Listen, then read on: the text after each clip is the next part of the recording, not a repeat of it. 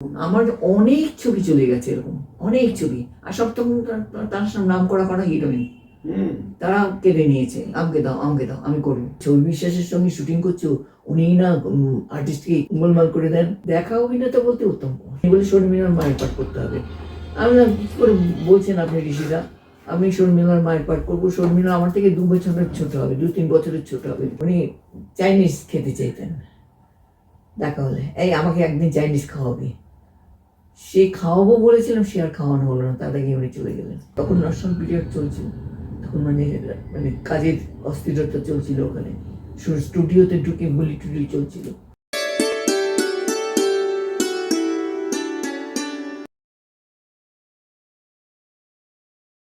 নমস্কার, সেলুলয়েড এবং ইউটিউব চ্যানেলে আপনাদের আরেকবার স্বাগত। আজকে যার কাছে এসেছি, 67 বছর হলো তিনি এই ফিল্ম ইন্ডাস্ট্রিতে আছেন। ভারতবর্ষের এমন কোনো বড় পরিচালক নেই যার সঙ্গে উনি কাজ করেননি। সত্যজিৎ রায়, মৃণাল সেন, তপন সিনহা, গুলজার, অজয় কর, তরু মজুমদার আরো আছে। আর যদি অভিনেতাদের ধরা হয় তাহলে উত্তম কুমার, সৌমিত্র চট্টোপাধ্যায়, শুভেন্দু চট্টোপাধ্যায়, অনুপ কুমার, ভানু বন্দ্যোপাধ্যায়, অমিতাভ বচ্চন, বিনোদ খান্না, ধর্মেন্দ্র, এদের সবার সঙ্গে উনি কাজ করেছেন।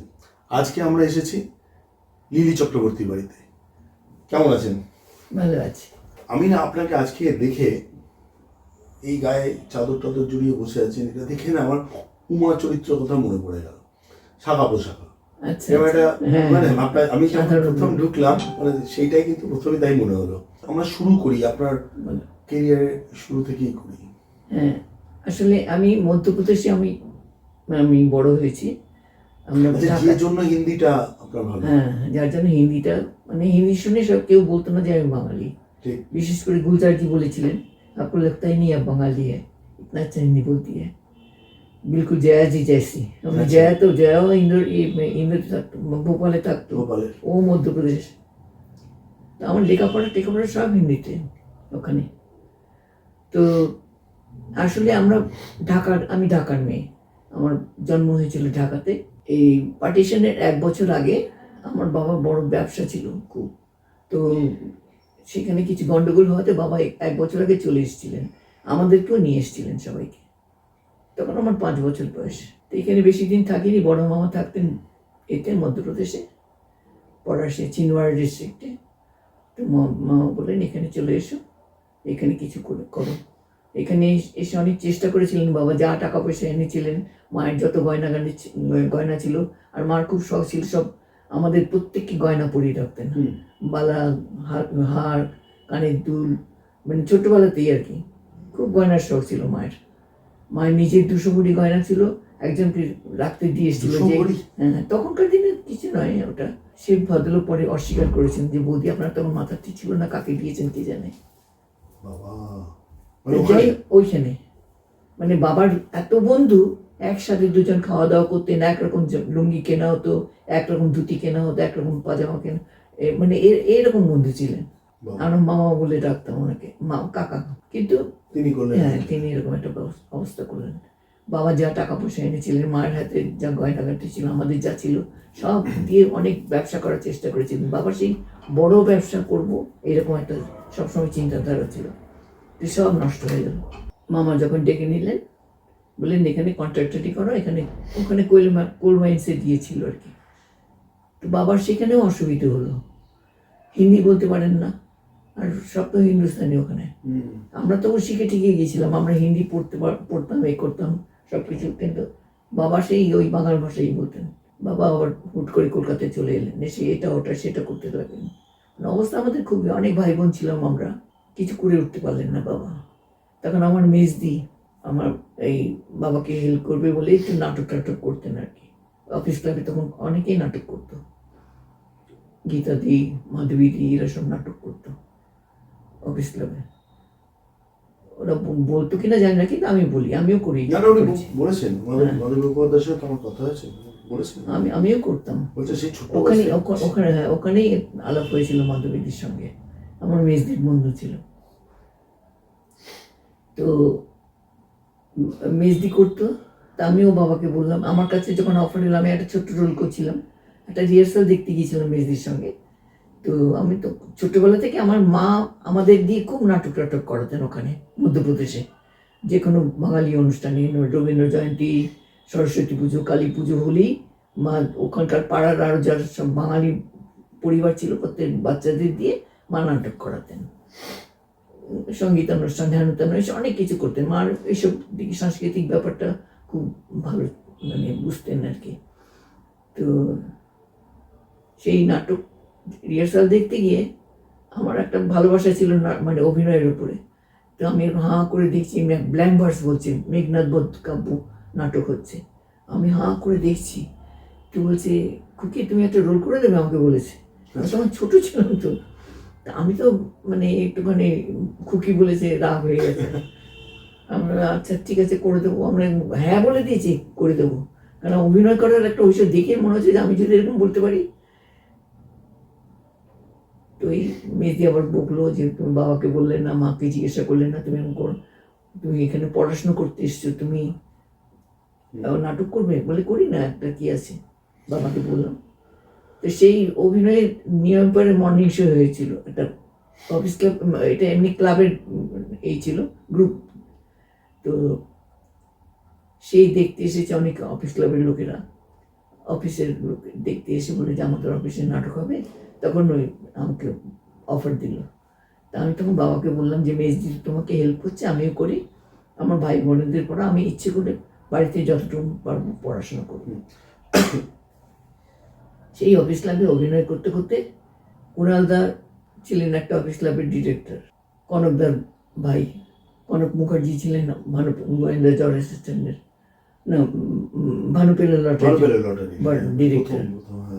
তা আমাকে বললে, খুকি বুড়ি তুই একটা রোল করে দিবি সিনেমায়। আমি সিনেমা, ছোটবেলা থেকে একটা সিনেমা মানে দেখতাম, পর্দায় সব লোক হাঁটছে, কথা বলছে, আমার কত মনে হতো যে আমি ছোটবেলায় আমি যদি এরকম হাঁটতে পারতাম, এরকম যদি কথা বলতে পারতাম।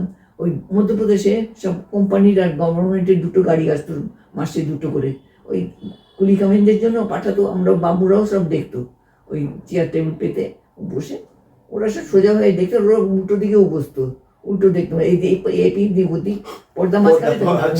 এই স্বদেশ ছবিতে করেছিল না শাহরুখ খান, পর্দা টাঙিয়ে মাঠে, উল্টো দিক থেকে দেখা যেত, দুদিক থেকেই দেখা যেত, অত লোক হতো তো, একটা দিক থেকে দেখতে সুবিধা হতো, দুদিক থেকেও বসতো। এইরকম দেখতাম। আর গাড়ি এলে গভর্নমেন্টের একটা গাড়ি আসতো আর একটা কোম্পানির গাড়ি আসতো, শহরের থেকে একটা সেই আমি দৌড়ে চলে যেতাম গাড়িতে, কে কে আর্টিস্ট আসছে, কে সব নাম মুখস্থ করে এসে বাড়িতে, মানে অমুক ছবি, এই নাম, ওই মানে তখন একটা আলাদা উত্তেজনা হতো আমার ভেতরে, যে এরকম সে পর্দার মধ্যে দেখতে পাবো। তা আমাকে যখন বলল সিনেমা, আমি ওরকম পর্দায় হাঁটতে পারবো, ওরকম সিনেমা ডায়লগ বলতে পারবো। আপনার তো বয়স 17 বছর। তা আমি বললাম আচ্ছা যাবো, বলে তুই রাধা ফিল্ম স্টুডিওতে চলে যাবি, তো তুই তো রাস্তাঘাট চিনিস না, বাবাকে নিয়ে যাবে সঙ্গে করে। বাবাকে বললাম, বাবা খুঁজে খুঁজে এসে উল্টোডাঙ্গা থেকে ওখানে 15 মিনিট সময় লাগতো তখন, রাধা ফিল্ম স্টুডিও মানে টালিগঞ্জে। 15 মিনিট এখনকার মতো যানজট ছিল না তো, হুশ করে চলে আসতো। বাংলা হসপিটালের পিছনে বসে আছি বাইরে, একটা চেয়ার ছিল, তো বাবাও বসেছিলেন। তো এক ভদ্রলোক এলেন, বলেন আচ্ছা হ্যাঁ ঠিক চলবে চলবে হয়ে যাবে, মেকআপ করে নাও। আমি মেকআপ করে নি, আজকে শুটিং নাকি? বলে হ্যাঁ আজকে শুটিং। ওই শাড়ি পরে গিয়েছিলাম, ওই খুকি বলে আমি শাড়ি পরে গিয়েছিলাম। তো বলে এই শাড়িতেই চলবে। আমাকে একটু মেকআপ টেকআপ করে দিল, রাত্রি শুটিং হবে, রাত্রি মানে 10টা-12টা এরকম হয়ে যাবে। তো বাবা বললো বাড়িতে তো বলা নেই, তখন তো ফোন টোনও ছিল না। তখন বাবা বললো তুমি চুপটি করে এখানে বসে থাকো, কোথাও যাবে না এদিক ওদিক, আমি বাড়িতে গিয়ে বলে আসবো, চলে আসবো। গিয়ে বলে চলে এলো বাবা। আমি শুটিং করলাম।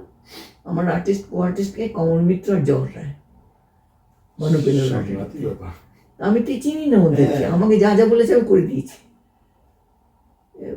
বসে থাকতে হবে, করতে হবে, এই চমকে উঠবে, ঘুমিয়ে পড়েছে, এসে ডাকলে চমকে উঠে দাঁড়াবে, এইসব যা যা বলেছে আমি তাই করে দিয়েছি।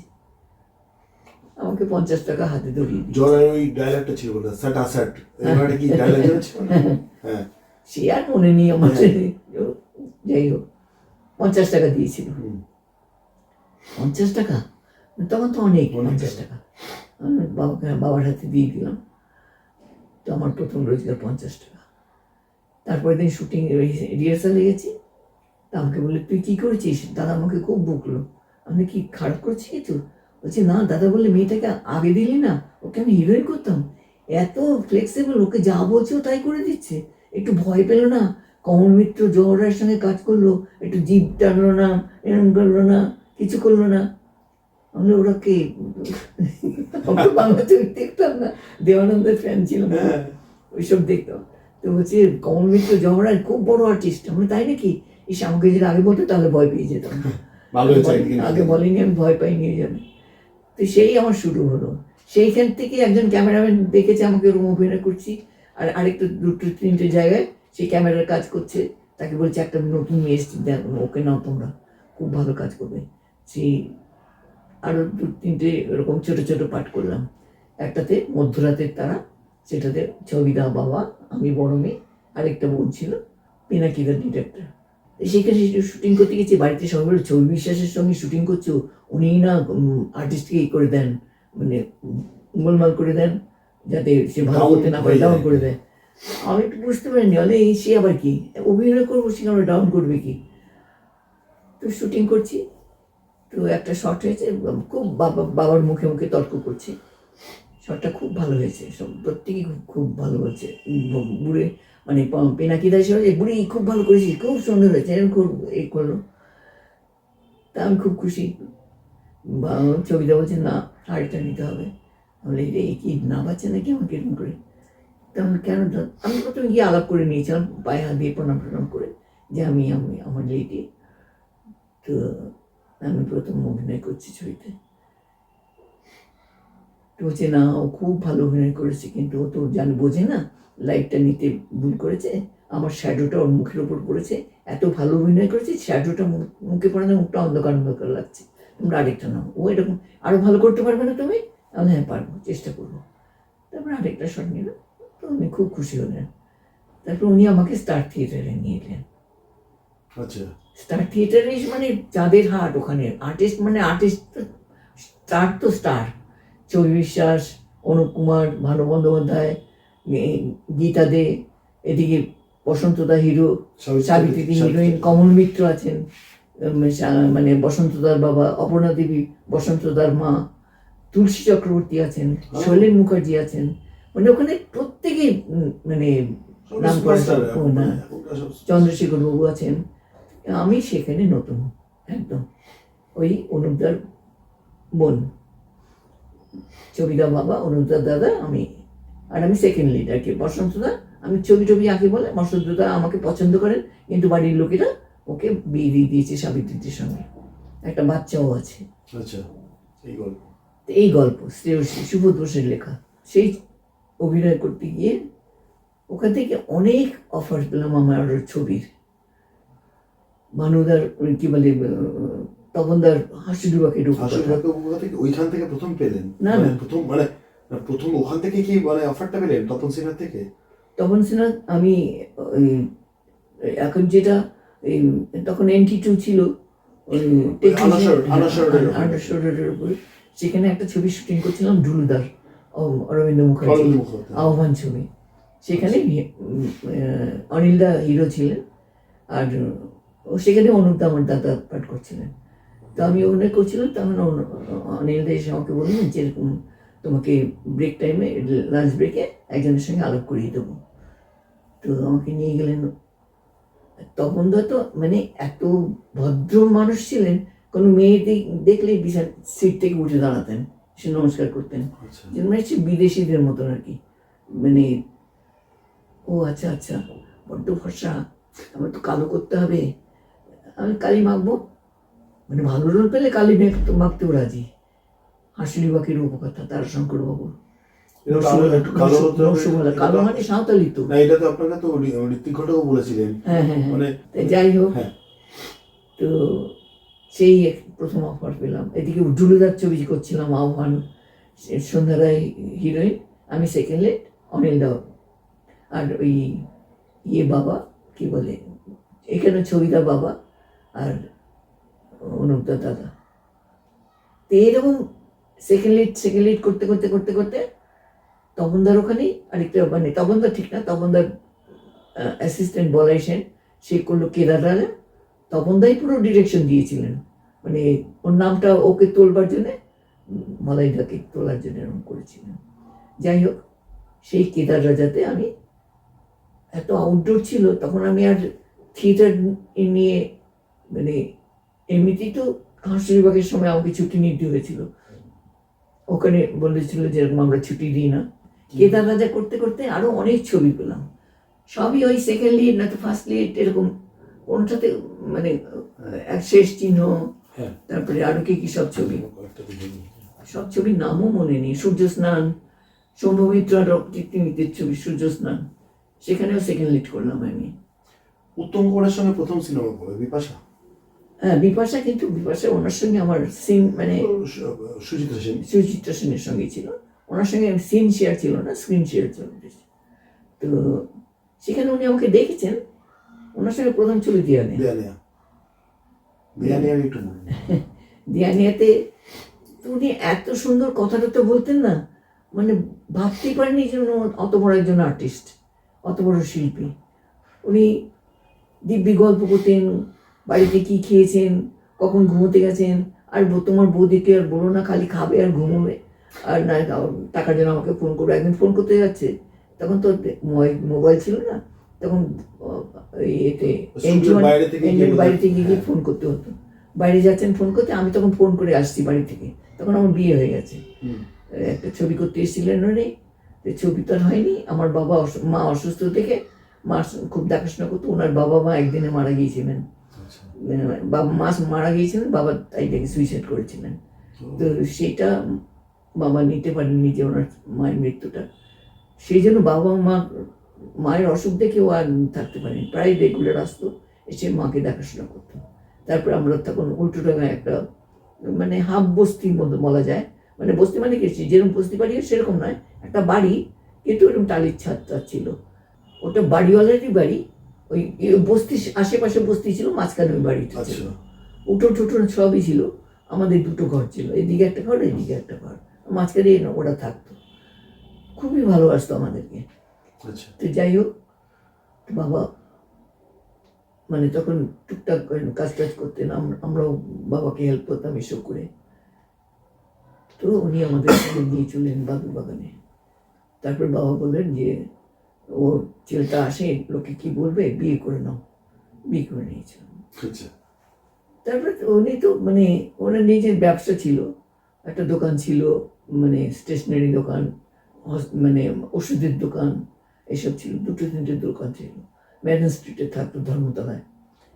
হ্যাঁ, তো বললো যে এরকম একটা বাড়ি ভাড়া করে ও থাকতে লাগলো এখানে, ওই বাড়িটা ছেড়ে দিল, আমার ভাই বোনেদের সব স্কুলে ভর্তি করে দিল, মানে আমার দেখাশোনা সব ওই করতে লাগলো। তো বললো তুমি কাজ করো, আমি সব দেখে বলে দেবো কোনটা করলে ভালো হবে, কোনটা করলে ভালো হবে না, এরকম সব বলে দিত আগে থেকে। তো এই করতে করতে আমি অনেক, নাম অজিত ঘোষ, হ্যাঁ, নাম মুখে নেব না এমন নয়, অজিত ঘোষ। তো ওই যে ওনার ছবি ওখানে ফুলের মালা দেওয়া আছে। বয়সে আমার থেকে বড় ছিল, কিন্তু অভিভাবকের মতনই ছিলেন একদম, খুব মানে দেখাশোনা করতেন। আমার বাবা মা ভাই বোনেদের, একটা বোনের বিয়ে দেওয়া হলো, তারপরে সব ভাই বোনেদের স্কুলে ভর্তি করে দেওয়া হলো। আপনি তো আমার অসুস্থতার সময় আপনি অনেকটাই, আপনি এমন হয়েছে তো আমি শুনেছি আপনি শুটিং মাঝখানেই আপনি চলে এসেছেন, তখন চোখের বালির শুটিং ছিল, হচ্ছিল, ওটাই ছেড়ে দিল আমাকে, চলে যাও, এটা হয়েছে। আমি একটু দিয়ানিয়াতে একটু ফিরি। হ্যাঁ, তো দিয়ানিয়া আমি হয়তো বাড়িতে ফোন করেছি যে আমি ঠিক মতন এসে গেছি, আমি শুটিং করছি। ও তার উত্তম দা আসছেন, আমি কোথায় যাচ্ছেন বলে, ফোন করতে যাচ্ছি, বাড়িতে খবর দিতে হবে না, বাড়িতে টাকার দরকার হলেই খালি ফোন করে, তোমার বৌদি তো খায় আর ঘুমোয়, টাকা চায়, এরকম সব মজা করে করে বলছেন। আর ওরকম বলবেন না বৌদিকে, বলে না ওরকমই বৌদি, এরকম মানে খুব মানে বিদ্ধতা ছিল, মানে এত সুন্দর কথা বলতেন, মনে হতো না যেন কতদিন চেনা এরকম। আপনাদের তিনজনের যে সিনটা, এটাকে কিন্তু দেখলে ভীষণ একটা ন্যাচারাল বলে মনে হয়, মানে মনে হয় না যে ওটা সিনেমা কোন স্ক্রিপ্ট থেকে করা বা অভিনয় তিনজনেরই, মানে যেমন তরুণ কুমার তেমন আপনি তেমন উত্তমদা তো স্বাভাবিক অভিনয় করতেনি। আমারও ওই প্রবণতা ছিল ওরকমই অভিনয় সব ছবিতেই। তো আমার বেশ ভালো লাগলো যে উনি ওরকম অভিনয় করেন। বুড়োদা দেখলাম সেও ওরকম। তো খুব মজা লাগলো ছবিটা শুটিংটা করে। সারা ছবিতেই আমরা একসঙ্গে, মানে আমার তরুজার থেকেও বেশি রোল ছিল, আমার বড় রোল ছিল। মানে বলেন একটা ছবির হিরোইন আর একটা গল্পের হিরোইন, ওই গল্পের হিরোইনটা ছিলাম আমি। তুমি যা তো এন্ট্রিও পড়ে, কিন্তু আপনার ওই যে পুরো একটা কিরকম যেন একটা পরিবার মতন সিনেমা দেখতে যাওয়ার সিনটা, যে ওই যে লুকিয়ে পড়া খুব মজার সিন ছিল। এরপরে দেওয়ানিয়া হলো। তারপরে তো আমি অনেক ছবি করেছি। তো তারপর কি বোম্বে? না, দেওয়ানিয়ার আরো কিছুদিন বাদে বোম্বে গেছি। তখন ওই ভানু গোয়েন্দা জজ অ্যাসিস্ট্যান্ট হচ্ছে, তখন আমি ওইটা নিয়ে একটু বলুন। ভানু গোয়েন্দা জজ অ্যাসিস্ট্যান্টটা একটু বলুন। সেটা যে করেছিল ডিরেক্টর পুনেন্দা, সে আমাদের দূর সম্পর্কে একজন আত্মীয় হতেন। উনি পরে বলেছেন, আমি জানতাম না, বলে যে তোদের সঙ্গে আমাদের খুব মানে ইয়ে ছিল, হৃদ্যতা ছিল। কারণ আমার মামার বাড়ি টাইটেল রায়চৌধুরী, ওনারও টাইটেল রায়চৌধুরী, ওরকম একটা কিছু ছিলেন। নর্থ বেঙ্গলে শুটিং হয়েছে? হ্যাঁ, নর্থ বেঙ্গলে হয়েছে, ডুয়ার্সে। তারপরে দার্জিলিং এ বেড়াতে গেলাম, আমরা বেড়াতে গেলাম, তখন শুভেন্দুদা বিয়ে করেছে নতুন। তো বলছি আমরা যাবো, তোমরা এই হানিমুন করতে যাবে, আমরা কোথায় যাবো? আমি আমার বরকেও নিয়ে গেছিলাম সঙ্গে। হ্যাঁ বলেছেন, বলেছেন। তো বলছে না তোমরাও চলো, আমরা একা একা লাগবে। আমাদের দুজনকে নিয়ে গেল দার্জিলিং, 2 দিন ছিল। সুটফুটের অর্ডার দিল দুজনেই, এইসব করে চলে এলাম ওখান থেকে। ভালো লেগেছিল বেশ ছবিটা কাজ করতে গিয়ে। ভানুদা মানে এত কেয়ার করতেন না, খুব কেয়ার করতেন। মানে মেয়েরা বাইরে গেলে তাদের যে একটা অভিভাবক থাকে, সেই হিসেবে উনি কেয়ার করতেন। সেইভাবে এই ওটা ওরম করবি না, এই এদিক দিয়ে আয়, ওই ওদিক দিয়ে আয়, এরকম করতেন। খুব মানে যত্ন নিতেন। জওহর তাই কেমন ছিলেন মানে মানুষ হিসেবে? খুব মজাদার মানুষ ছিলেন। এত সুন্দর সুন্দর কথা বলতেন, আমরা হেসে লুটপাট হয়ে যেতাম, এত সুন্দর কথা বলতেন। তারপরে তো আমাকে সেই রংমহলে আমি অভিনয় করতে এলাম, ওখানে জওহর ডিরেকশন, অপরিচিত। আচ্ছা আচ্ছা, তার পরিচালনায় কাজও করলেন। হ্যাঁ, ভানু বন্দ্যোপাধ্যায় জওহর রায় হলো। এবার আরেকজনের কথা একটু শুনবো। আপনার সঙ্গে প্রথম দিকে এই সিনেমাতে ছোট রোল ছিল নৃপতি চট্টোপাধ্যায়। নৃপতিদার সঙ্গে তো প্রায় দেখা হতো, অনেক ছবিতেই কাজ করেছি, সব ছোটো ছোটো পার্ট। আমার সঙ্গে হয়তো ছিল না, আমার সঙ্গে ওই একটাতেই ছিল। তো উনি চাইনিজ খেতে চাইতেন, দেখা হলে এই আমাকে একদিন চাইনিজ খাওয়াবি। সে খাওয়াবো বলেছিলাম, সে আর খাওয়ানো হলো না, তার আগে উনি চলে গেলেন। এটা আমার একটা মনের ভিতরে দুঃখ রয়ে গেছে। বলেছে একদিন কিন্তু খাওয়াবি আমাকে। হ্যাঁ খাওয়াবো, এখন রেগুলার তো দেখা হতো না, চলে গেলেন। নৃপতি চট্টোপাধ্যায় সম্পর্কে একটা ঘটনা তো শুনেছিলাম, যে উনি নাকি নতুন পাঞ্জাবি কিনে ছিঁড়ে তাতে রিপু করে পড়তেন। সেটা আমিও শুনেছি, জিজ্ঞেস করিনি যে কেন করতেন। এবং নিজে হাতে রিপু করতেন। হ্যাঁ, ওটাকে নিজে সাধারণভাবে থাকবেন বলে এরকম করে করতেন আর কি, আমার মনে হয়। আমি নৃপতিদার সম্বন্ধে ছবিদার কাছেও শুনেছি, বলে এত দুষ্টুমি করতো। ছবিদা ওই হয়তো ডায়মন্ড হারবার চলে গেছেন গাড়ি নিয়ে শুটিংয়ের পরে, ওখানে গিয়ে ড্রিঙ্ক ফিঙ্ক করে আমার বাড়ি চলে আসতেন। এরকম যারা সঙ্গে যেত তারাও এরকম খেত টেত, তো ছবিটা বাড়ি চলে আসতেন। তা একদিন এরকম গেছে, তো নৃপতিদার দুষ্টুমি বুদ্ধি, ওর ডিকিটি খুলে ডিকির তলায় ঢুকিয়ে ওখানে গেছে, গিয়ে বেরিয়ে এসছে খাবে দাদার কাছ থেকে। এটা তরুণ মজুমদারের লেখাতেও আছে। হ্যাঁ, মানে সিনেমা পাড়া দিয়ে যে বইটা লিখেছিলেন, তাতেও এই ঘটনাটার কথা আছে। খুব মজার লোক ছিলেন, খুব মজার লোক ছিলেন। তারপরে মানে দেখা দেয়নি ছবিটাকে। আচ্ছা, প্রথমে দেখা দেয়নি। তারপরে যখন ফিরে এসে যখন বাড়ির কাছে এসে ড্রাইভারকে বলছে এই ডিকিটা খোল, বার করে দে ওকে। এরকম নাকতলা বাড়ি না? হ্যাঁ, নাকতলা বাড়ি। ওনার বাড়িতেও গেছি আমি। আমার বড় গিয়েছিলেন ওখানে বাড়ি খুঁজতে, কিন্তু বাড়ি খুঁজতে গিয়ে গাড়ি কিনে নিয়ে চলে এলেন। বাড়ি খুঁজতে গেছে, বিমল মুখার্জি ছিলেন ক্যামেরাম্যান, তপনদার ছবির ক্যামেরাম্যান ছিলেন। তো ওর সঙ্গে দেখা হলো, একটা গাড়ি নিয়ে যাচ্ছিল। কোথায় যাচ্ছ অজিত? তো বলছি একটু বাড়ি দেখতে এসছি এখানে। জায়গা দেখতে এসেছি। তো বলে গাড়ি কিনবে, বলে গাড়ি, বলে এই গাড়িটা বিক্রি হবে, অরুন্ধতী দেবীর গাড়ি, আচ্ছা ওপেল ডেকর্ড, জার্মানির কনসুলেট থাকতো ওনার বাড়িতে, যাওয়ার সময় ওনাকে গাড়িটা দিয়ে গেছে, তুমি গাড়িটা বিক্রি করবেন। তো গাড়িটা চড়ে ওর ভালো লাগলো বলে কিনবো, গাড়ি নিয়ে চলে গাড়ি নিয়ে চলে এলো। এরপরে কি তারপর বম্বে? এরপরে মানে আরো ছবি করছিলাম, করতে করতে বম্বেতেও কি একটা, প্রথমে গিয়েছিলাম একটা মাইথোলজিক্যাল ছবি, মাইথোলজিক্যাল মানে ঠাকুরদের তো নয়, ওই রাজা রানী, সে যে মানে বিষ্ণুর খুব ভক্ত ছিল, বিষ্ণু পুরাণ, সম্পূর্ণ বিষ্ণু পুরাণ ছবিটার নাম ছিল। আচ্ছা তো সেই ছবি করতে সুলোচনা দেবী বলে একজন আর্টিস্ট ছিল ওখানকার বম্বে, সে বাঙালি, সুলোচনা চ্যাটার্জি, সেও, তার স্বামীর নাম ওর ভানু বন্দ্যোপাধ্যায়। তার সঙ্গে একটা বাংলা ছবি করেছিলাম জননী, অজিত গাঙ্গুলির। সেই জননী করতে গিয়ে ওনার সঙ্গে আলাপ হয়েছিল। ওনার স্বামী যখন ছবিটা করছে বলছি, তুমি ওই মেয়েটি কিনা, ও ভালো হিন্দি বলতে পারে আর ভালো অভিনয় করে। তো সেই আমার ঠিকানা নিয়ে আমার বাড়িতে এসেছিলেন ভদ্রলোক, যে এরকম একটা ছবি করবো, চলো যাই একটা ছবি। তখন ন্যাশনাল পিরিয়ড চলছিল, তখন মানে মানে কাজের অস্থিরতা চলছিল ওখানে, স্টুডিওতে ঢুকে গুলি টুলি চলছিল। তো সেই ভয়ে বলে ঠিক আছে, আমাদের শুটিং ফুটিং বন্ধ আছে, চলো যাই কিছুদিন কাজ করে আসবো।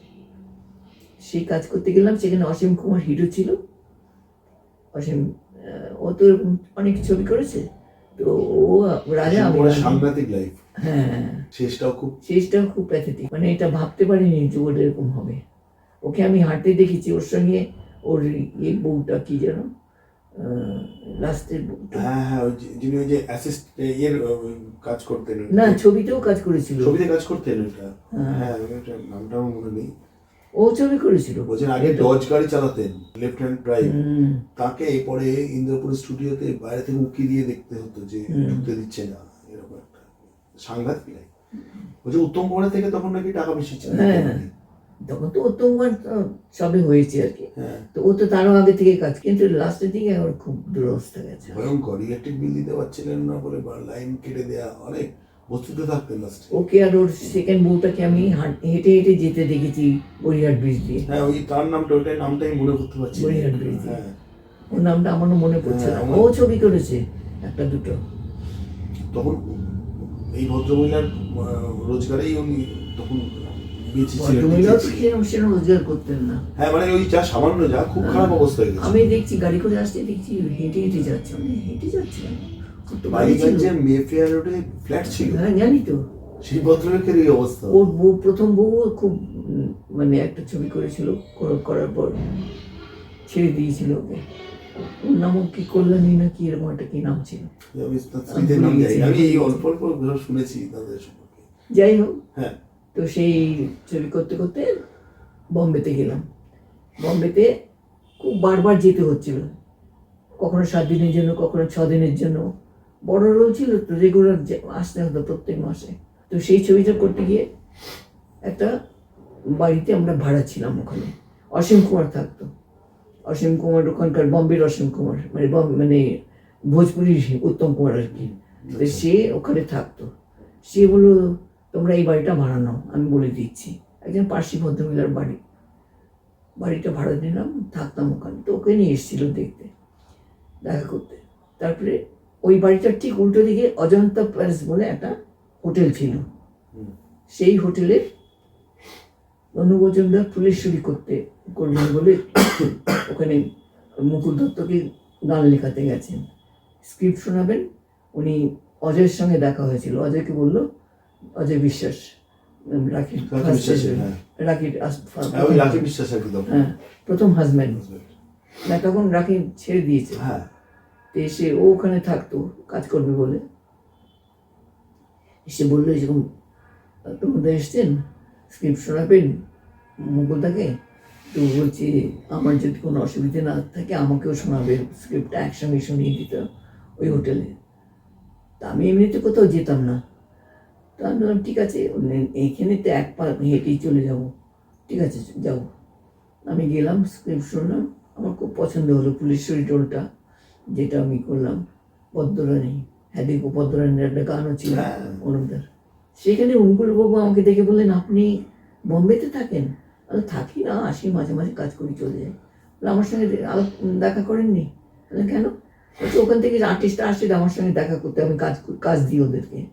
বলে আমি সেভাবে আসিনি, আমি একটা ছবি নিয়ে এসেছিলাম, আর আমি এভাবে কোনোদিন কাজ করিনি। গিয়ে বলি কাজ দাও, আমি কাজ করবো। আমি কাজ একটা রোলও আমি এভাবে নিইনি। আমার কাছে কাজ এসছে, আমি কাজ করেছি। সে বাংলা ছবি বলুন না হিন্দি ছবি বলুন। তো আচ্ছা আচ্ছা ঠিক আছে, আমরা ডিরেক্ট ওর ড্রাইভারকে ডাকলো, বলে দিদিকে বাড়িতে পৌঁছে দিয়ে এসো, বাড়িটা দেখিয়ে এসো যদি দরকার হয়। আমি বললাম আমি এইটুকুনি হেঁটে যাবো। বলে না না, বাড়িটা দেখে আসুক, আমার যদি দরকার হয় আমি ডেকে নেবো আপনাকে। 7 দিনের মাথায় গাড়ি এলো, এসে বলছে এরকম साहब बोला आपको लेके जाने के लिए। हमने क्या नहीं बोले मालूम नहीं, कोई डायरेक्टर साहब फोन किया था, बोला कि दीदी को लेके आओ। তা আমি গেলাম। তো উনি, ওনার স্ত্রী ছিলেন চাঁদ উসমানি, তখনকার দিনের নাম করা আর্টিস্ট। বাড়িতে মাছের ঝোলের গন্ধ পাচ্ছি। বলছে আমার বউ সব বাংলার রান্না শিখেছে, ও নিজে রান্না করে, জিরে বাটা দিয়ে মাছের ঝোল হচ্ছে, বেশ ঢুকতেই গন্ধ পেয়েছি। কিশোর কুমারের সঙ্গে হিরোইন করেছে, অনেক অনেক অনেক ছবি করেছে। তারপরে আমার সামনেই গুজরাটকে ফোন করলো, তো আমার বাড়িতে না অনেক লোক এসছে, আমি ফেলে তো যেতে পারছি না, উনি কি কিছু মাইন্ড করবেন, আমার কাছে পাঠিয়ে দেবে? আমি হ্যাঁ, ওনার কোশিশ ছবিটা দেখেছিলাম তার আগে, হ্যাঁ। তা আমি বললাম ঠিক আছে, আমার যদি কাজ নাও হয় ওনার সঙ্গে একটু কংগ্রেস করে আসবো, কংগ্রেস জানিয়ে আসবো। তো যাই হোক আমাকে নিয়ে গেল, গিয়ে ড্রাইভার বললো যে দিদি আয়, দিদি খুব বাজে में बिठो। আর পাশে একটা ঘর ছিল, সেখানে গিয়ে দেখলাম রাখির একটা জুতো উল্টে পড়ে আছে, এরকম করে হিল নিয়ে, এতখানি হিল জুতো এরকম উল্টে পড়ে আছে, একটা এরকম গদি পাতা, এদিকে একটা সোফা, এরকম সোফা ঠিক নেই, এরকম বেশ ডিমানের মতন। আমাকে গিয়ে ওখানে বসালো। উনি 10 মিনিট বাদে এলেন, এসে এরকম করে হাঁটু গিরে আমার সামনে এরকম বসলেন। আপনি, আমিও নামতে যাচ্ছি, মানে না আপ বেঠি, আপনি বসুন। তারপরে একটা ছবি করছি, আপনি কি করছেন? আমি একটা ছবি করতে এসেছি, তো আপনার সঙ্গে আলাপ করবো বলে এসেছিলাম। আমার যে ছবির কাজ হোক না হোক আমার কোনো দুঃখ নেই, কিন্তু আমি ছবি, আপনার ওই ছবিটা আমার খুব ভালো লেগেছে, কোশিশ ছবিটা, সেই জন্য আমি বলতে এসেছি আপনাকে। তো উনি আমাকে পুরো গল্পটা শুনলেন। আমি একটা হিন্দি গল্প করছি, মানে খুব সুন্দর একটা গল্প, একটা সোলজারের গল্প, আচানক ছবি। সে তার বউকে খুব ভালোবাসতো, সে পুরো গল্পটা হিন্দি বাংলাতে বলে গেল, বলে কি বলে আমার বাহ খুব সুন্দর গল্প। তো বলছি আপনি একটা কাজ করবেন, আপনি আপনাকে আপনার নাম্বার দিচ্ছি, আপনি একটা ফোন করতে পারবেন? আমরা কাকে? বলে আমাদের প্রডিউসার। মানে সরি, এটা আমি করবো না, আপনার সঙ্গে আলাপ হলো, আপনাকে মানে শুধু ধন্যবাদ জানাতে এসেছিলাম যে এত ভালো ছবি করেছেন আপনি। আমি কাউকে ফোন করে কোনোদিন কাজ করিনি, আজ করবো না। বলে আচ্ছা আচ্ছা ঠিক আছে, আমি দেখে নেবো, কিন্তু আপনি হিন্দি কীরকম বলেন? हमने आप मेरे साथ बात कीजिए, आपको पता चलेगा कैसे हिंदी बोलती हूँ। मुझे लगता ही नहीं आप बंगाली है, इतना अच्छा हिंदी बोलती है। আমি মধ্যপ্রদেশের মানুষ, তো সেই হিন্দিটা। বলে আচ্ছা আচ্ছা ইসেলি। যাই হোক, ওনার কোনো রইল না, আমি তো চলে এলাম। তারপরে 10-15 দিন কেটে গেছে, আমরা গেছি, ওর আর হবে না, ওর প্রডিউসারের কাছে যাইনি, সেই জন্য হবে না। একদিন এমনি ব্যালকনিতে দাঁড়িয়ে আছে, একটা গাড়ি এসে থামলো, কী সব জিজ্ঞেস করলো, এরকম করে দেখিয়ে দিল আমাদের বাড়ির বেল টিপছে। তা আমি দরজা খুলেছি, তো বলছে আমার সঙ্গে আরো কথা বললো, তো ये लीजिए यहीं देखती है। तो हाँ, बोले गुलजार साहब बोला कि इधर शूटिंग है कल से। শাড়ি টাড়ি নিয়ে এসছে একজন হ্যাঙ্গারি করে। আমি কথাই হলো না, কিছুই হলো না, গল্প শুনিয়েছে খালি। বলে কাল সে শুটিং হ্যাঁ।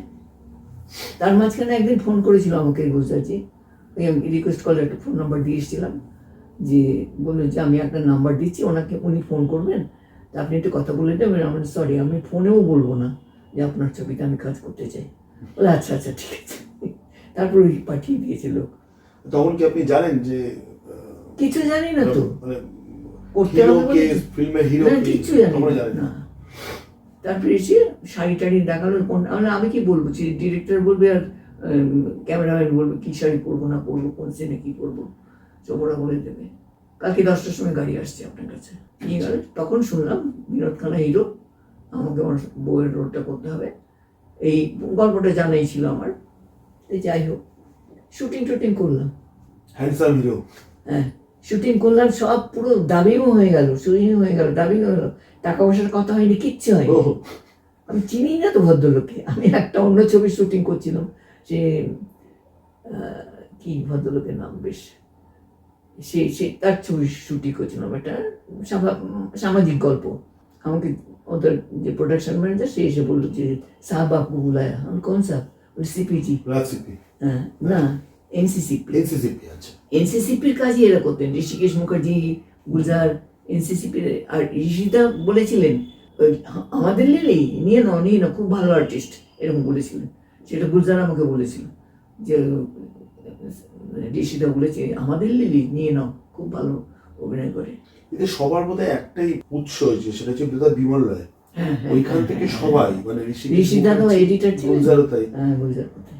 ঋষিদা আমার একটা, হ্যাঁ, ঋষিদা আমার একটা মালায়ালি ছবি এডিট করেছে। এটা আমি জিজ্ঞেস করতাম আপনাকে যে একটা মালায়ালাম সিনেমাতে আপনি অভিনয় করলেন আর কি। করেছিলাম, কিন্তু ডাবিংটা আমি করিনি। আমি বলেছি দেখো অ্যাকসেন্ট আমি আনতে পারবো না, আমি ডায়লগগুলো বলে দেবো। ওরা বলতো, আমি শুনে শুনে বলে দিতাম ডায়লগগুলো। মানে বেশি করতে হয়নি, আমাকে রিটেক করতে হয়নি বেশি। একবার বলেছি, আমি পড়া থাকতো পুরোটা, মানে মানে পড়াশোনা করার সময় এত পড়িনি আর কি। ওইসব কথা, ভাষা মানে ওই ভাষা কিছু না, খানিকটা সংস্কৃতি, খানিকটা বাংলা, সব মিলিয়ে একটা ছিল। আচ্ছা, খুব একটা তামিলের মতন নয়, মালায়ালি ভাষাটা খুবই সোজা। তাই? খুব সোজা না, মানে কম্পারেটিভলি সোজা। হ্যাঁ, কম্পারেটিভলি সোজা। তেলেগু তামিলের মতো নয়। তো যাই হোক, তো সেই ছবি হলো, আমি গেলাম। আমি তো চিনি না, মানে কে বলেছিল এমএলএ কে যখন বলে নিয়ে গেল, নিয়ে গিয়ে বললো যেরকম तेरे पैसा वैसा नहीं चाहिए, दे दीजिए। बोले कितना देगा? बोला मेरे को क्या मालूम कितना देगा। तूने अच्छा बहुत चालाक है। चेक लो, तेरे को खाना बनाना आता है ना? बंगाली खाना। अरे बंगाली खाना बनाती है। तो बोलते चिंगी माछ, इलिश माछ, ये सब बनाना आता है? बोला हाँ, सब आता है। बोले तो मैं गाड़ी भेज दूंगा, রাত जाएगा। রাজেন সিপি, ও হচ্ছে থার্ড অ্যাসিস্ট্যান্ট ছিল গুলজারের। পরে ও যখন প্রথম ছবি করলো ইনকার ছবিটা আমি করেছি। সেও আমি তখন কলকাতায় বিনোদ খান্না। আমার সঙ্গে ছিল ডক্টর লাগু, বিদ্যা সিনহা হিরোইন ছিল, আর আমি ওর বৌদি ছিলাম আর কি। বড় রোল ছিল, খুব বড় রোল। মানে ইনকার ছবি মানে কি, ছবিটা হচ্ছে আমাদের বিবাহ বার্ষিকী হচ্ছে আমার আর ডক্টর লাগু। সেখানে আমার ছেলে আর আমার ড্রাইভারের ছেলে খুব বন্ধু ছিল, দুজন বাইরে খেলা করছিল। আমার ছেলে ভেবে ড্রাইভারের ছেলেকে আমজাদ খান তুলে নিয়ে গেছিল। বলেছিল 20,000 টাকা, তখনকার দিনে 20,000 টাকা দিতে হবে, দিলে তো ছেলে ছাড়া পাবে। সে আমার স্বামী দেবেই না কিছু, আর আমি খুব ভালোবাসতাম ওই ছেলেটাকে। একরকম জামা কিনে দিতাম, ওকে একই রকম। নিজের ছেলেকে যেরকম দেখতাম ওকে তাই। তাহলে তোমার ছেলে বলে তুমি দিচ্ছ না, ওর কিরকম কষ্ট হচ্ছে বলো তো ছেলেটার, মানে ওর বাবার। তাই নিয়ে আমার অনেক সিন ছিল এরকম। ন্যাচারালি ওই সেখানে পুলিশ এসে এলো, বিনোদ খান্না পুলিশ এসব এখানে যোগাযোগ করলো, সব করে ছেলেটাকে অনেক করে ছাড়িয়ে নিয়ে এলো। তবে ইনকারের আগে আলাপ আর চুপকে, এই দুটো একটু বলুন। অমিতাভ বচ্চন। হ্যাঁ, ওইটার পরে চুপকে। আগে চুপকে হলো কি? হ্যাঁ, মানে ইনকার অনেক পরে। না, আলাপ পুরো আগে। না, চুপকে আগে চুপকে। আচ্ছা, এই ছবিটা করলাম আমি আচানকের পরে চুপকে। আচ্ছা, মানে এই প্রথম ঋষিকেশ মুখার্জি। হ্যাঁ, ঋষিতার সঙ্গে এমনি আলাপ ছিল আমার। ঋষিতা আমাকে আরেকটা ছবি কাজ করতে বলেছিল, আমি তখন করিনি। ছোট একটা ইডিয়ট, শর্মিলার মায়ের পাঠ করেছিল, কিন্তু মায়ের মা মানে কি, মা মরে যাচ্ছে, পরে বড় হয়ে শর্মিলা মাকে ভাবছে। তো আমি সেটা আমাকে বলেনি, বলে শর্মিলার মায়ের পাঠ করতে হবে। আমি কি করে বলছেন আপনি ঋষিদা, আমি শর্মিলার মায়ের পাঠ করবো? শর্মিলা আমার থেকে 2 বছরের ছোট হবে, 2-3 বছরের ছোট হবে, তাই কখনো হয়?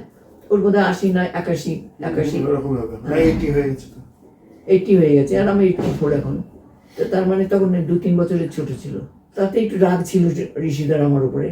আমি বললাম ওকে একটা রোল করলো না, তারপরে নিজেই বলেছে যে ওকে না খুব ভালো আর্টিস্ট। তারপরে চুপকে চুপকে হলো। তারপরে চুপকে চুপকে হলো। সেটা আমি ভাড়া বাড়িতে ছিলাম বোম্বেতে। তা আমি একটা ফ্ল্যাট ভালো বাড়ি পেয়েছিলাম সুজাতা এতে কমপ্লেক্সে।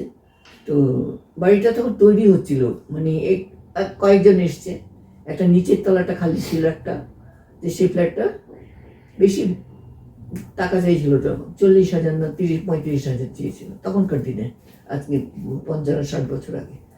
তো 40 কোটি চাইবে। হ্যাঁ, তখন অনেক বেশি দাম।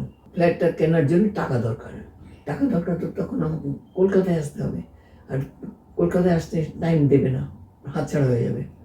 তখন আমি সিপিজির কাছে গিয়ে বললাম যে স্যার আমি একটা ফ্ল্যাট পেয়েছি, বাড়ি কিনবো, তো আমাকে কিছু লোন দেবেন আপনি, আমি কলকাতায় গিয়ে টাকা তুলে এনে আপনাকে দিয়ে দেবো। তখন তো এইসব সিস্টেম ছিল না, এখান থেকে ওখানে টাকা ওইসব ছিল না। তো বলে টাকা ধার দেওয়ার কি আছে, পরের ছবিতে তুই কাজ করবি, নিয়ে নে, বলে চেক দিয়ে দিলাম আমাকে। মানে এরকম, মানে বাড়ির মেয়ের মতন হয়ে গেছিলাম। বলি তু মেরি বড়ি বেটি হ্যায় আর বর্ষা মেরি ছোটি বেটি হ্যায়, এরকম বলছে। মানে বাড়িতে গিয়ে রান্না করে দিয়ে আসতে হতো, ইলিশ মাছের পাতুরি, চিংড়ি মাছের মালাইকারি এসব রান্না করতে হতো। আবার আসার সময় শাড়ি মিষ্টি এসব দিতে, মানে রান্না করলে শাড়ি দিতে হয় বুঝি। বলছে नहीं घर में जब बेटी आती है ना, बेटी को जाने के टाइम में देना पड़ता है। ভালো মানুষ ছিল, খুব ভালো মানুষ ছিলেন, মানে আমাকে একটা মানে বড় মেয়ের মতন ভাবতেন। মাঝে মাঝে গাড়ি পাঠিয়ে দিতেন, লিলি को लेके आओ, আবার বলে তোর বরকে নিয়ে আয়, তো ও আসবে না, ड्रिंक करता है उन्हें नहीं, बोले बहुत खतरनाक आदमी है। তো যাই হোক, এইভাবে ওনার ওখানে দুটো ছবিতে কাজ করলাম। প্রথম ছবিতে চুপকে চুপকে অমিতাভের সঙ্গে অভিনয় ছিল, জয়া আমি দিদি ছিলাম, আর অমিতাভ এখানে রেখে গিয়েছিল অমিতাভকে, যে ও শর্মিলার স্বামী সেজে এসেছিল। ধর্মেন্দ্র ওখানে ওই আপনার সঙ্গে ইন্টারাকশন, হ্যাঁ ইন্ট্রোডাকশন মানে কি, ওই শুটিং করতে গেছি যেদিন, সেদিনই ওনার সঙ্গে দেখা হয়েছিল। তো সবাই আলাপ করে দিল, উনি নমস্তে বললেন। শুধু বীরেশ ছিল অ্যাসিস্ট্যান্ট ডিরেক্টর। বীরেশ কি জিজ্ঞেস কুড়ি कैसी है, বলে কুড়ি बहुत खतरनाक है। এরকম খুব তো মজার, মানে মজার, হ্যাঁ এমনি মজা করতেন খুব, সেটাই। আমি খুব একটা আগ বাড়িয়ে কথাটা তো বলিনি, আর বড় আর্টিস্ট বাবু কি দরকার কথা বলবো। অমিতাভ বচ্চনের সঙ্গে ইন্টারাকশন কেমন? হ্যাঁ হ্যাঁ, খুব ভালো। তারপরে তখন নাকি করলাম চুপকে চুপকে পরে আলাপ করলাম, আলাপে তো বেশি মজা হয়েছে। আলাপেতে আমি আমার একটা বড় বাড়ির বউ, সেই এটা তো চুপকে চুপকে, এটা চুপকে চুপকে না, এটা আলাপে ওই গানকে গিয়ে উঠেছে, আমি মুখটা চাপা দিয়েছি, বাবা শুনতে পাবে বলে, সেই ছবিটা। তো সেই এতে আমাকে বলেছে, মানে হেয়ার ড্রেসারকে বলেছে যে দিদিকে ভালো করে সুন্দর করে খোপা করে বিনুনি করে খোপা করে, সে বড় বাড়ির বউরা যেরকম সাজে ওরকম সাজিয়ে দেবে। আর হয়ে গেলে মেকআপ টেকআপ হয়ে গেলে শাড়ি টাড়ি পরে আমাকে যেন দেখাতে আসে। আর ওনার তো দাবা খেলার অভ্যেস, বসে বসে বাইরে কারোকে একজন পেয়েছেন দাবা খেলছেন। আমি যখন দেখাতে গেছি দেখি অমিতাভ ওই দাবার এটাতে এত বড় খাট মতন ছিল, একটা পা তুলে, লম্বা তো, একটা পা তুলে কার সঙ্গে কথা বলছে, আমার দিকে পেছন ফেরা, কিন্তু আমি কথা বলছি ঋষিদার সঙ্গে। ঋষিদা বললো এই করে দাও, এই করে দাও, ওই হেয়ার ড্রেসারকে বললো এই করে দাও, বাকি ঠিক আছে সব। तो हम जब चले आते हैं क्या लीली जी एक साथ काम किया, हेलो भी नहीं बोला, हाय भी नहीं बोला, वापस चली जा रही। ना আপনি কারোর সঙ্গে কথা বলছিলেন, ডিস্টার্ব করিনি। হ্যাঁ হ্যাঁ মুঝে মালুম है, सब मालूम है। এরকম করে মজা করে কাজ করতেন। তারপর আবার কলকাতা ফিরে এলেন। তারপরে কলকাতা না, আলাপ করতে করতে আলাপের শেষের দিকে কলকাতা থেকে উত্তমদা পাঠিয়েছিলেন। উত্তমদা আমাকে অনেকবার চেষ্টা করেছিলেন একটা ভালো রোল দিয়ে, কেন গৃহদা হতে ওই মৃণালের রোলটা আমাকে দেবেন বলেছিলেন। আমি নিজেই বলেছেন মুখে যে ওইটাতে তুমি মৃণালটা করবে। তখন হ্যাঁ করবো, খুব ভালো হবে। সুচিত্রা সেন হিরোইন ছিল, আমি সেকেন্ড লিডটা। তারপর কদিন বাদে আমার সঙ্গে দেখা হলো, বললো না, এসে বললো যে এমন একজন বললো না, আমি না বলতে পারতাম তাকে, তো তোমাকে আমি ভালো রোল দেবো এরপরে। আমার একটা মনটা খারাপ হয়ে গেল, এত সুন্দর একটা রোল ছিল, ঠিক আছে, কি আর করা। তারপর তো দেখলাম কে করেছে। এরা এরা এরা পারে এরকম বলতে, আমি তো নিজে থেকে গিয়ে কাউকে বলতে পারি না আমাকে দাও। সে যতই উত্তম কুমার হোক আর যাই হোক, কাউকে গিয়ে বলতে পারিনি যে এই রোলটা আমাকে দিন।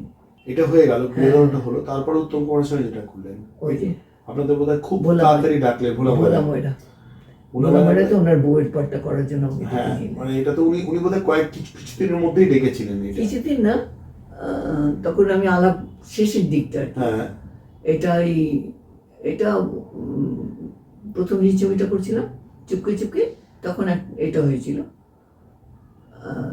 না না, তখন আমি এখানেই ছিলাম, কেদার রাজা হচ্ছিল, তখন আমাকে ওই সেটে গিয়ে কার সঙ্গে দেখা করতে গিয়েছিলেন, তখন আমাকে বললেন বৌঠান, তখন আমাকে বৌঠান বলেই ডাকতেন। আচ্ছা, দেয়ালের জন্য যেখানেই দেখা হতো বৌঠান বলে ডাকতেন। বৌঠান, তোমার সঙ্গে একটা কথা আছে, একটা ছবি করছি, খুব ভালো ছবি, গৃহদাহ, তো তোমাকে মিনারেল ঢুকতে দেবো। বাহ, খুব ভালো, থ্যাংক ইউ দাদা। তারপরে আমার সঙ্গে এই বললাম উনি পাঠালেন সুনুদাকে, সুনুদা ওনার কাছের লোক, খুব একটা প্রোডাকশনের দেখাশোনা করতেন, বম্বেতে পাঠালেন, বলে লিলিকে গিয়ে বলবে এই ছবিতে কাজ করতে। আমাকে ওখানে আটকাবার অনেক চেষ্টা করা হয়েছিল, এখানকারই কিছু আর্টিস্ট ওখানে বললো যে ওকে আটকে দাও, একটা ভালো রোল, 2-4 দিনের একটা হিন্দি ছবি দিয়ে দাও, ও থেকে যাবে, আমি করবো এটা। সেটা জনগণনার সময় হয়েছিল, বৌদি আমাকে নিজে বলেছিলেন, জানো, একজন আমাকে এসে বললো যে এই রোলটা আমাকে দিতে বলুন দাদাকে। তা আমি বললাম দাদাকে, বলছে না, এটা লিলি রোল, জনগণন ওই করবে, আর কেউ করবে না। সেটাও উনি আমাকে চিঠি লিখে পাঠিয়েছিলেন বম্বেতে। বাবা, এত ভেতরে এত কিছু পলিটিক্স। তখন আমার অনেক ছবি চলে গেছে এরকম, অনেক ছবি, আর সব তখন তার সামনে নাম করা হিরোইন, তারা কেড়ে নিয়েছে, আমাকে দাও আমাকে দাও, আমি করবো। সত্যজিতের কাজের অভিজ্ঞতা বলুন। এই যখন আমি জনরণ্য, হ্যাঁ, জনরণ্য বম্বেতে চিঠি পেলাম যে আমি জনরণ্য করছি, ফুলেশ্বরীর পরে জনরণ্য করছি, তোমার ফুলেশ্বরী দেখলাম খুব ভালো অভিনয় করেছো তুমি, আমার খুব ইচ্ছে তুমি জনরণ্যতে কমলাবতীর চরিত্রটা করো। আমি 2 বৌদি ছিল, 2 বৌদিকে এক করে একটা বৌদি করেছি, তো তোমার ওখানকার কিরকম অ্যাসাইনমেন্ট আছে আমাকে জানাও, আমি ফার্দার তাহলে যোগাযোগ করবো তোমার সাথে। আমি তো সব ছেড়ে এটা করবো আগে, আমি ফোন নাম্বার খুঁজছি, ঠিকানা খুঁজছি, কিছুই লেখা নেই, শুধু সত্যজিতের লেখা নিচ্ছে। আমি জানি এই চিঠি দিলে চলে যাবে, কিন্তু যদি না পায় তখন কি হবে। আমি তখন বিমলদার স্ত্রীকে মেয়েকে ফোন করলাম, রিঙ্কুকে। রিঙ্কু বললো যে আমার কাছে তো নেই, মার কাছে আছে, আমি ঘন্টাখানিক বাদে আপনাকে জানাচ্ছি। ঘন্টাখানিক বাদে আমাকে বললো যে মার কাছ থেকে ঠিকানা নিয়েছি, ফোন নাম্বার নিয়েছি, ঠিকানা দিয়েছে। তো আমি ঠিকানা নিয়ে সেই চিঠি লিখলাম যে আমি সব ছেড়ে আপনার ছবিটাই প্রথম করব, আপনি আমার সঙ্গে যোগাযোগ করবেন। আমার 7 দিনের মধ্যে ফ্লাইটের টিকিট এসে গেল, আমার 2, আমার আর আমার হাজব্যান্ডের। তখন আলাপ করছিলাম, তো ঋষিদাকে গিয়ে বললাম, ঋষিদা হ্যাঁ নিশ্চয়ই এই ছবিটা করবে তুমি, আমি চলে আসবো এই ছবিটা করে। তো ছবিটা করতে গেছি, তখন মানে দেখা করতে গেছি, তার আগে অপুর সংসারের সময় আমার সঙ্গে একবার যোগাযোগ হয়েছিল, তখন আমি ছোট, তখন আমার বিয়েও হয়নি, তখন এই লম্বা লম্বা চুল ছিল আমার। বৌদি ওনার বাড়িতে একে আমি জেলে যাই ছবি করেছিলাম, অসিত ট্রেনে একটা ছোট্ট রোল করেছিলাম। উনি নতুন মেয়ে খুঁজছিলেন, বলে তুমি ওই মেয়েটাকে দেখতে পারো, খুব ফ্লেক্সিবল, ওকে যা যা বলেছি সেই অ্যাকশনগুলো কিরকম দিব্যি দিয়ে গেল, কোনোরকম ভয়টাও ছিল না। তো ওই ভানুদাকে দিয়ে আমাকে নিয়ে গিয়েছিলেন উল্টোডাঙ্গা থেকে, ওনারা এই ঠিকানা দিয়ে দিয়েছিলেন।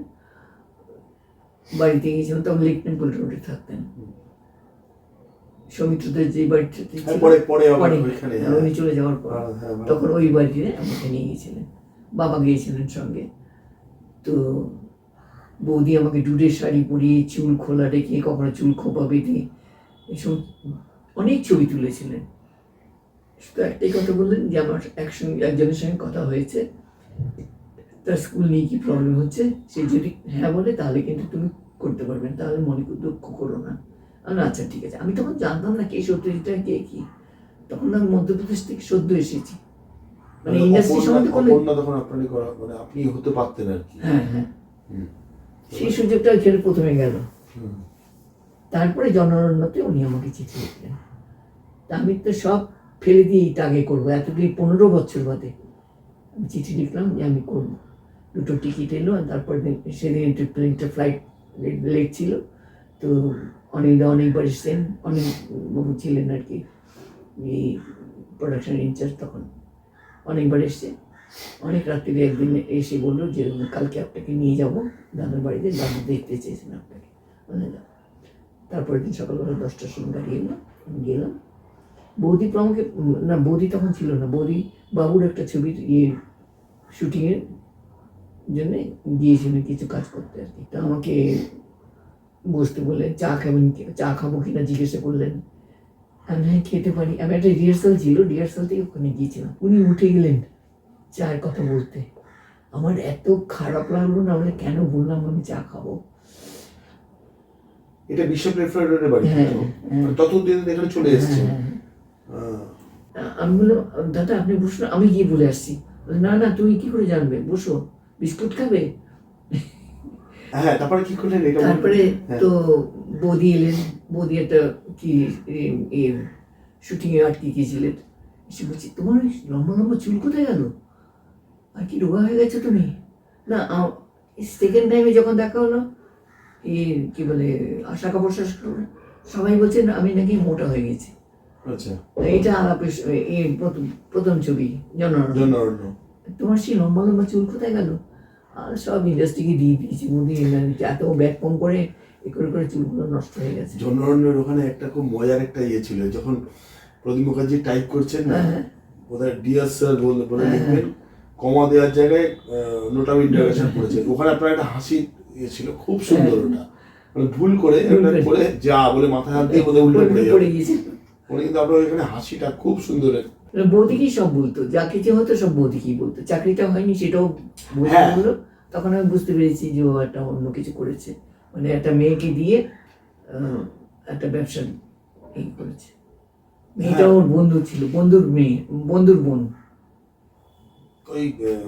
ওই অভিনেতা ওই কি নাম যেন ছিল, খুব মারা গেলেন। খুব কি সুন্দর, খুব ভালো মনে করতে পারছি না, যা ভুলে গেলাম। আমিও ভুলে গেলাম। কদিন আগে দেখেছিলাম। অপূর্ব কণ্ঠস্বর, খুব ভালো অভিনয় করতেছিল, খুব ভালো অভিনয়। তারপরে অনেকদিন পরে আপনার, আমি মাঝখানে অন্য গল্পগুলো পরে আসছি, শাখা পোশাকা অব্দি আসতে, উমা দিয়ে আমি শুরু করেছিলাম আপনার, তো এটা আসতে এতদিন সময় লাগলো না। তারপরে তো আমি ভোলা ময়রা করতে এসে এখানে শুটিংয়ে আটকে গেলাম। আরও ছবি, থিয়েটার। আমি তখন বললাম যে আর বম্বে যাবো না, এখানেই কাটবো।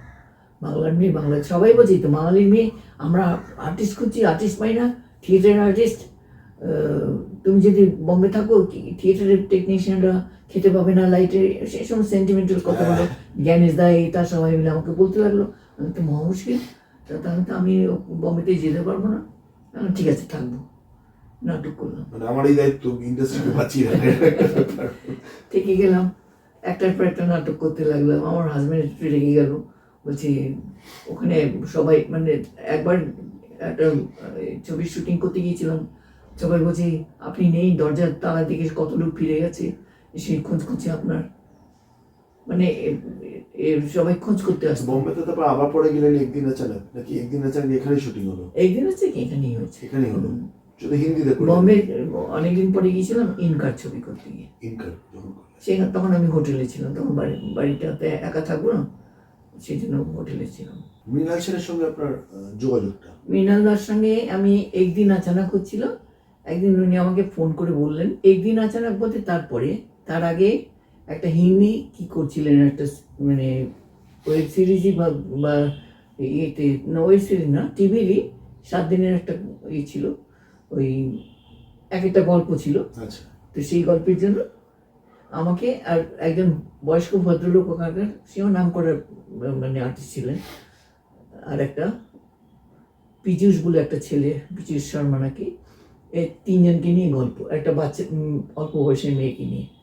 সেই গল্পতে উনি আমাকে প্রথমে ফোন করে দিলেন যে আমার একটা হিন্দি সিরিয়াল করছি, তো আপনি কি করবেন? আমি হ্যাঁ, আমি তো হিন্দি করতে পারবো, কোনো অসুবিধা নেই। তো উনি আমার গল্পটা শোনালেন, আমার ভালো লাগলো। আমি যখন প্রথম শটটা দিলাম, সেই ভদ্রলোক, নামটা ভুলে যাচ্ছি, নাম করা লোক ছিল, বয়স্ক, তো জিজ্ঞেস করছে স্যার ওনার হিন্দি ঠিক আছে? বলে পারফেক্ট আছে। আরে কি জিজ্ঞেস করছেন আপনি? এত সুন্দর হিন্দি, বাঙালিটা এত সুন্দর হিন্দি বলবে আমি ভাবতে পারি না, এরকম বললেন। তারপর খানিকক্ষণ শুটিং টুটিং হওয়ার পর 2 দিন কাজ করেছিলাম, সল্ট লেকে হয়েছিল শুটিংটা। আমাকে মৃণালদা বললেন, সত্যি তোমাকে না কেউ ইউজ করেনি, আর আপনিও করেননি। বললেন বলছে হ্যাঁ, মানে ওই রকমই আর কি। তারপর কাজ টাজ করলাম, আমি বাড়িতে এসে বলছি জানো আমাকে বলেছে কেউ ইউজ করেন, তাহলে আপনিও করেননি। মনে আছে এটা বোধহয় ওই রমাপদ চৌধুরীর গল্প নিয়ে উপন্যাস উপন্যাস। বীজ নিয়ে হয়েছিল। এরপরে আপনার আরো তারপরে একদিন অচানকে করলাম, একদিন আছে হ্যাঁ, উনি আমাকে বললেন একটা গেস্ট রোল আছে করে দেবে, আমি হ্যাঁ করে দেবো। তারপর কি কাজ করেছিলাম, ওটাতে শবানা ছিল আর উত্তরা বাউকর ছিল আর ডক্টর লাগু ছিলেন। আপনার এরপরে তপন সিনহার সঙ্গে তো আরো সিনেমা করলেন। তপন সিনহার সঙ্গে তপনদার সঙ্গে খুব বেশি করিনি। 3টে না 4টে বোধ হয়। আপনার হাসুলি সবুজদ্বীপের বাকের রাজা, পরে, হ্যাঁ, সবুজদ্বীপের রাজা। সবুজ দ্বীপের আছে, ওই বাস ওই দুটি। পরের প্রশ্নটা যাই যে আমাদের কলকাতার যারা আছেন আর কি সবার সঙ্গে সব ডিরেক্টরদের সঙ্গে কাজ সব। করেছে। কৌশিক গাঙ্গুলি, কৌশিক গাঙ্গুলি, ঋতুপর্ণ, প্রভাত রায়। সৃজিৎ, তার আগে প্রভাতের প্রভাত সঙ্গে রায়। তো করিয়েছি। হ্যাঁ, প্রভাত রায় এগুলো একটু বলুন। প্রভাতের সঙ্গে করলাম শ্বেত পাথরের থালা। শ্বেতপাথরের থালা। আমি একদিন কি একটা ছবি শুটিং করছিলাম NT1-এ, ও আমি দেখতে পেয়ে হাত ধরে নিয়ে গেল সেটে, দেখো কাকে নিয়ে এসেছি, হ্যাঁ। এই শ্বেত পাথরের থালার কাকিকে খুঁজে পেলাম, হ্যাঁ, বলে যান। কাকিমাকে খুঁজে পেলাম। হুম। যাই হোক, কাকিমার রোল বললো, আর কার কাকিমা না সব্যসাচীর কাকিমা। মানে বাপরে, মানে এরা ভাবেও কি করে আমি বুঝতে পারি না। যাই হোক, বলেছি যখন অত লোকের সামনে হই হই করে, আমি ঠিক আছে করবো, করলাম। তারপরে একটা হিন্দি করেছিলাম প্রভাতের সঙ্গে, সেটাও খুব ভালো হয়েছিল, সেটার নামটা ভুলে গেছি। তো সে একটা করেছিলাম ঋতুপর্ণ। ঋতুপর্ণ।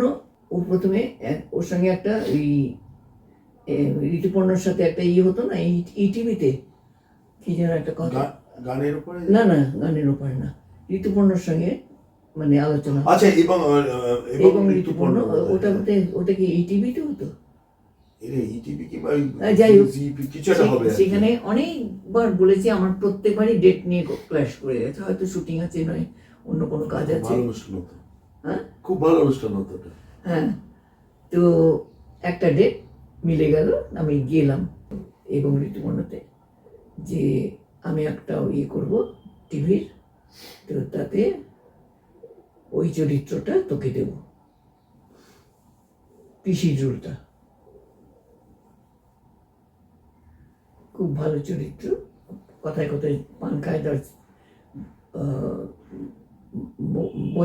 ভাইজির কাছ থেকে সিগারেট চেয়ে খাচ্ছে। সেটা একটা সিরিয়াল করছিল, সিরিয়ালের 4টে না 5টা এপিসোড হয়েছিল। বলে এটা ছবি করবো, তখন তোকে এটা দেবো এবং বলেছিল। আর তুই এত লোকের সামনে বললি কিন্তু, হ্যাঁ টিভিতে সবাই কিন্তু শুনে নিল যে তুই আমাকে নিবি, যদি না নিস না দেখবি কি করি। আমাকে ফোন করলো, সে ছবি হয়ে গেল, ছবি তো শর্মিলা রাখি করলো, আমাকে নেয়নি। তার মাঝখানে যখন নাকি এই ছবিটার প্রস্তুতি চলছে, তখন ওর প্রোডাকশন ম্যানেজার নির্মল আমাকে একদিন ফোন করলো, ফোন করে বললো দাদার সাথে প্রডিউসারের লাঠালাঠি হচ্ছে, ঝগড়া হচ্ছে। আমি কেন? বলে তোমাকে নিয়ে, আমাকে নিয়ে আমি কি করেছি? বলছে না, দাদা বলছে দিদি করবে, আর ও বলছে না রাখি করবে। আমি তাহলে রাখিই করবে, ওরা বম্বের আর্টিস্ট আনবে, আমাকে নেবে না। সেটা রাখি করলো। তারপরেও আবার একদিন আমাকে ফোন করলো, আমার উপর রাগ করেছিস? আমি কেন রাগ করবো কেন? না তোকে ওটাতে নিইনি, মানে নিইনি, তুই তোর ইচ্ছে নিবি নাকি? তোর প্রডিউসার বলবে তাই তো নিবি। তো বলে আমি চোখের বালি করছি, তো তুই ওটা করবি? আমি নিশ্চয়ই করবো, কেন করবো না? আমি বলেছি যে তুই অন্যটাতে অন্য নিয়েছিস বলে আমি করবো না। শুটিং করলাম, শুটিং করতে করতে একদিন আমার হাজব্যান্ড অসুস্থ হলো, তখন আমাকে ছেড়ে দিল তাড়াতাড়ি। একদিন শুটিং করতে করতে বলে রাখি ফোন করেছিল, কে করছে জিজ্ঞাসা করতে। আমি বললাম লিলিদি করছে। তুই তো কারি করে খুব, তুই ছাড়াও বলে না, বলে লিলিদি করছে। তো বলছে খুব ভালো, মানে ওদের ইচ্ছে ছিল আর কি রোলটা। বলে আমাকে বললো যে ওরও ইচ্ছে ছিল এই রোলটা করার। আমি বলছি তোকে মানাবে না, লিলিদি ভালো করবে এটা। সেটা আবার আর্টিস্টদেরও বলেছি যে এত দাপিয়ে অভিনয় করছি, তোমরা ওকে থেকে শেখো না, এরকম করে বলতো। তো যাই হোক, ওই ছবিটা করে খুব ভালো কাজ করেছিলাম আমি ওই ছবিটাতে, ভালো রোলটাও ভালো ছিল, খুব ভালো হয়েছিল। প্রসেনজিৎ ছিল, টোটা ছিল, ঐশ্বর্য ছিল, ঐশ্বর্যের সঙ্গেই ছিল আমার অনেকটা কাজ। তারপরে রাইমা ছিল, ডিরেক্টর হিসেবে এবং খুব ভালো। বলে আমাকে প্রথম দিনই মেকআপ রুমে এসে বলে, তোকে তুই বলবো না, আপনি বলবো না, তুমি বলবে, কি বলবো? মানে তোর যা খুশি, তো যেটা স্পন্টিনিয়াস আসবে সেটা সেটা বলবি। তুমি বলছে আমার তো তুই বলতে বলতে, আমি তুই বলবি, তুই বলে আমাকে সব গালাগাল দেয় বয়স্ক লোকেদের, সব তুই বলি। মানে তোর অভ্যেস কি করবি? তোর মা বললো যে আমার ছেলেরা বড় ভারী বদ, যখন লুক সেটিং হচ্ছে, যে আমার ভারী ভারী বদ, বড়দের পর্যন্ত তুই তৈরি করে, ওর অভ্যেস কি করবি? বলে আমি পারলে তুই মাকে বলতে তুই বলিস। হ্যাঁ পারলে বলি। মানে এটা তো খুব আন্তরিকভাবে কিন্তু উনি বলতেন। হ্যাঁ হ্যাঁ হ্যাঁ, ও তুই ছাড়া বলতে পারলো না। বলতে পারেন না, সেই বেনুদিকেও তুই বলছে, আমাকেও তুই বলছে, সবাইকে তুই বলছে। হারবার্টে করেছিলেন? হারবার্টে করেছিলাম। হারবার্টে আমাকে যখন বললো জ্যাঠাইমা রোলটা করতে, তাহলে হ্যাঁ করবো, ভালো চরিত্র, খুব ওই একটা ছবি আছে ওখানে হারবার্টের ওপরেরটা। হ্যাঁ, তো খুব ভালো ছিল সুমন। লাল, মানে এক একটা সিন হতো, সব দাঁড়িয়ে দাঁড়িয়ে দেখতো, মানে কিছুই না। এই যে আজকালের বাড়িটা ছিল, আজকাল যেখানে পত্রিকা ছিল, আমার স্ট্রিটে, ওই বাড়িতে শুটিং হয়েছিল। মাঝখানে উঠোন একটা চৌবাচ্চা, সাংঘাতিক ওটা। মানে দোতলায় শুটিং করেছিলাম আমরা, ওপর থেকে দেখা যেত এটা। খুব ভালো হয়েছিল ছবিটা, দারুণ হয়েছিল। মাঝে মাঝে দেখায় সুভাষিস, মানে আমি বলেছিলাম সুভাষিসকে, চ্যাংরামি করিস, এ করিস, বলে কি করবো, আমাকে অন্য রোল দেয় না কেউ, তাহলে এটা এত ভালো রোল করছিস, এরকম ভেবে চিনতে কাজ নিবি, করবি সেরকম রোল। তেমন গল্প, মানে গল্পটাও খুব ভালো ছিল। এখন তো কাজ করছেন, মানে করছি, কৌশিকের ছবি করছি, অর্ধাঙ্গিনী 2 করছি। অর্ধাঙ্গিনী 1 হয়ে গেছিল, অর্ধাঙ্গিনী 2 করেছে, সেটা ডাবিং সব হয়ে গেছে। আর একটা শর্ট ফিল্ম করছি 2টো, আর একটা এমনি ছবি করছি, অভিজ্ঞান ব্যানার্জির একটা ছবি করছি। সিরিয়াল করছেন না? তো একদিকে ভালো, তবে আপনার ইন্টারভিউ করতে গেলে আমি মানে হিসাব করে দেখেছি 5-6 ঘন্টা চলে যাবে। এত বছরের অভিজ্ঞতা প্লাস এখন দেখুন কত লোকের কথা বাকি রয়ে গেল। শিবপ্রসাদ পোস্ত করেছিলেন ওখানে, রাজকাহিনী শ্রীজিতের, কৌশিকের আরো খাদ ওই রোলটা আপনার সাংঘাতিক। খাদের ছবি, ওই যে হ্যাঁ গাড়ি আর আমি, এটা ওই রোলটাও সাংঘাতিক। খাদটা খুব ভালো ছবি ছিল। আমরা যে লাস্টে যে সেই ডেড বডিগুলো তুলছে, আমরা ডেড বডির মতন পড়েছিলাম, আমরা এটা কেন, এটা করলি কেন? ওই যে তুমি স্বপ্ন দেখছিলে, আমাদেরকে বলেনি যে আমরা মরে গেছি, ওই যে তুমি স্বপ্ন দেখছিলে, স্বপ্ন দেখছিলে এটা। তারপরে যখন লাস্টে বললাম, আমি কাউকে বলিনি, এই জন্যে সবাই মন খারাপ করবে। হ্যাঁ, মানে একটা শকিং, কিন্তু এটা আচ্ছা হ্যাঁ, হঠাৎ দেখালো যে সব ডেড বডি পড়ে আছে। এখন কি মনে হয়, এত বছর হয়ে গেল, আগেকার ফিল্ম মেকিং আর এখনকার, আমি না ফিল্ম মেকিং একটু তো চেঞ্জ হয়েছে, মানে পাল্লা প্রফেশনালিজমের থেকে। তবে কেউ আছে এখনো মন দিয়ে কাজটা করার চেষ্টা করে। উত্তম কুমার, সত্যজিৎ রায় এখন মিস করেন? খুব মিস করি।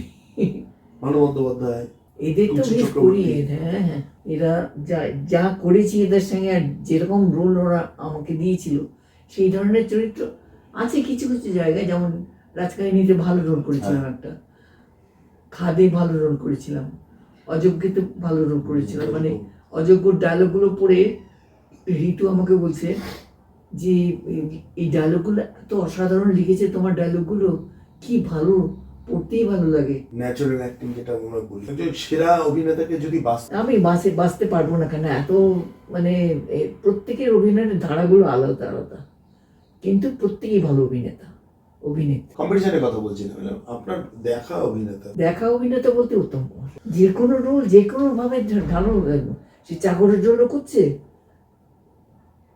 খোকাবুর প্রত্যাবর্তনে ট্র্যাজেডিও করছে, কমেডি করছে। এই সকালবেলাটা একদম অনেকখানি আপনার আজকে ইয়ে নিলাম, কিন্তু আপনাদের কেমন লাগলো জানাবেন। নমস্কার।